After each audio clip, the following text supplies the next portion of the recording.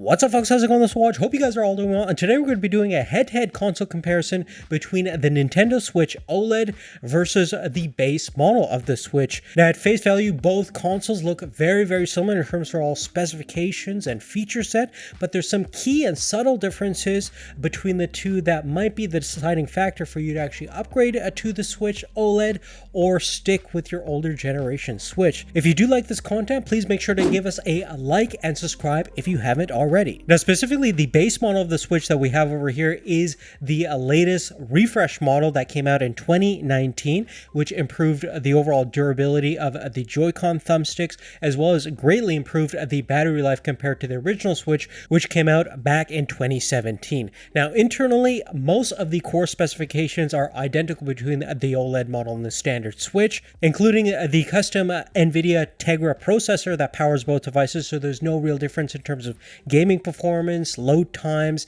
and overall speed between the two devices. The only real internal difference is the fact that the OLED model does have 64 gigabytes of internal storage space versus 32 gigabytes on the base model of the Switch, but both can be expanded via micro SD card. Now, obviously, the big key difference between the two consoles is going to be the displays. We have a 7-inch organic LED display on the new version of the Switch versus the base model uses a 6.2 liquid crystal display.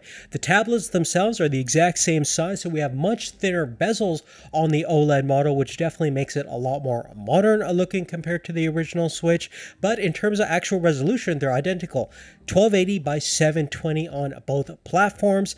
Now, there are several benefits to having that OLED display. Mainly, you're going to have a greater dynamic range and contrast ratio with much deeper black levels. The whites are going to appear more vibrant and luminous. It's certainly going to be a better experience using the console outdoors with that brighter display. Additionally, with the greater vibrancy in the colors and the higher dynamic range, sometimes illustrates an image that appears to look a little sharper and clearer than the base model Switch, even though that's really not the case in reality. The pixel density count is slightly higher on the base model Switch because it has the same resolution at that smaller display size of 6.2 inch versus 7 inches. But based on my experience thus far, I definitely prefer the look of the OLED panel, as most people would when looking at the two displays side by side in reality. Additionally, in terms of rendering out motion, both panels are rated at 60 Hz, so there's no real difference in terms of the frame rates or the overall refresh rate, since both have the exact same rating and internal processing. Furthermore, another slight upgrade on the OLED model is the built-in speaker systems. They're the exact same in terms of loudness and volume as the original Switch, but they definitely sound better in terms of low-end bass response, as well as have a better definition and clarity in mid-range and upper-end frequencies.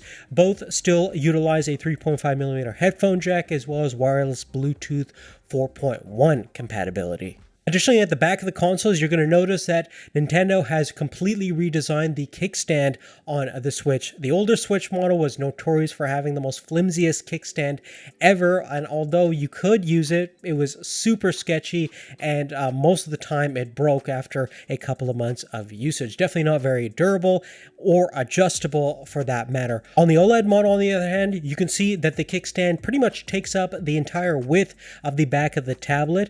It's very adjustable to having a very shallow position to a very upright position, and super sturdy, super durable, and a huge upgrade based on what I've seen thus far. Now, one really big difference that you probably won't know until you actually physically handle both of these two consoles in person is actually the finish at the back of the devices.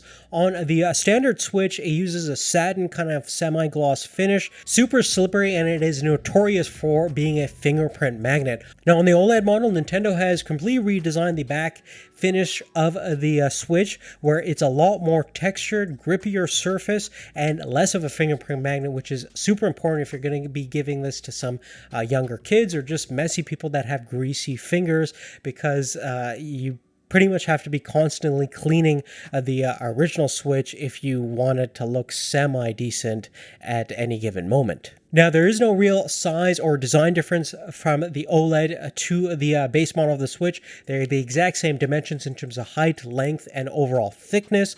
The USB-C connection at the bottom portion of the consoles are in the exact same place as well. And all accessories coming from the base model Switch is interchangeable, including the JoyCons, TV docks, etc. on the OLED model. That being said, there is a slight weight difference on the OLED model, being about around 22 grams heavier than the base model, weighing around 322 grams for the tablet only versus 300 grams on the standard Switch, and that's going to translate the same weight difference when you install the Joy-Cons. And speaking of the Joy-Cons themselves, the OLED model comes with the exact same Joy-Cons found on the 2019 version of the Switch.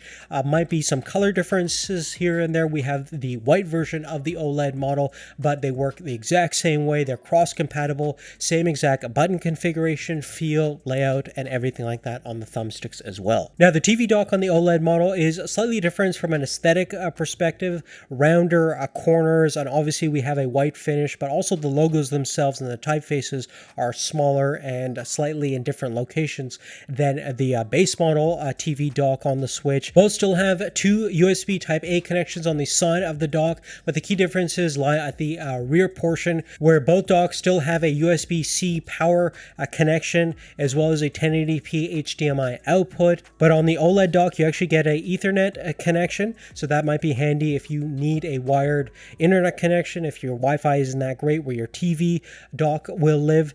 And on the standard base model dock, you have basically a third USB Type-A connection, which you do lose on the OLED, but you gain that Ethernet connection. Beyond that, in terms of the battery performance, both are utilizing a lithium-ion battery rated at 4310 milliamp hours. Interestingly, even though we have a larger display that is brighter on the OLED screen, it is more power efficient overall compared to the LCD panel on the standard base model Switch. The battery life, according to Nintendo, should be identical actually at around 4.5 to 9 hours of usage. And based on our experience thus far, we've found that to be relatively true. And although we haven't had a lot of time with the new Switch OLED model, basically just a handful of charge and discharge cycles, but most of my gaming sessions ran between 4 to 4.5 hours, which is relatively equivalent to the battery life I typically get with the base model Switch. Now, in conclusion, the OLED Switch costs around $50 more than the standard base model Switch,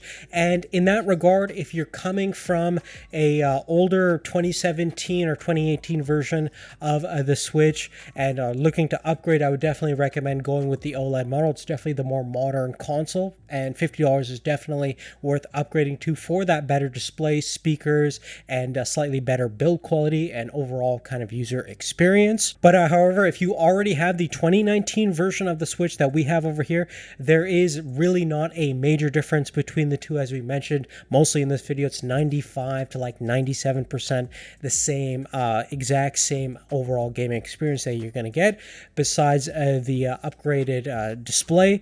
And if that is really not that important to you, if you're mostly going to be gaming on a TV in the first place, you're probably not going to want to upgrade to the OLED model based on what I've seen thus far. But other than that, guys, that's really it. Now we're going to also be taking a look at how the OLED base model Switch and the Switch Lite compare all against each other to kind of round up our comparison of the new Switch lineup. So definitely make sure you have post notifications turned on, subscribe to the channel, check out the description down below for more details about everything we've talked about. And thank you so much for watching. We'll see you real soon in the next one. Take care.